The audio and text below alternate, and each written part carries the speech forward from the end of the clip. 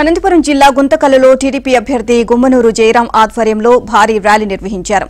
గుంతకల్లులోని బీఆర్ప దేవాలయం నుంచి ఎన్టీఆర్ సర్కిల్ వరకు ఈ ర్యాలీ కొనసాగింది. వేలాది మంది కార్యకర్తలు, నాయకులు డప్పులతో, చప్పుళ్లతో నృత్యాలు చేస్తూ ర్యాలీ నిర్వహించారు. ఈ ర్యాలీలో టీడీపీ, జనసేన, బీజేపీ శ్రేణులు భారీగా పాల్గొన్నారు. ప్రచార రథంపై టీడీపీ అభ్యర్థి గుమ్మనూరు జయరాం ప్రజలకు అభివాదం చేస్తూ సైకిల్ గుర్తుపై ఓటు వేసి తనను గెలిపించాలి అని కోరారు.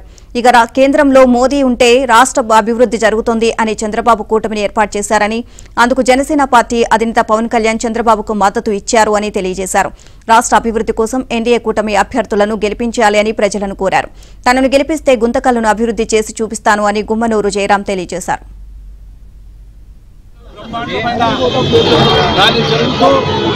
ప్రతి ఒక్క అగ్రచరణ కూడా జన సముద్రంగా మారి ప్రతి ఒక్కరు కూడా ఈ విజయోత్సవం ర్యాలీ జరుపుకోవడం నాకు సంతోషంగా ఉంది.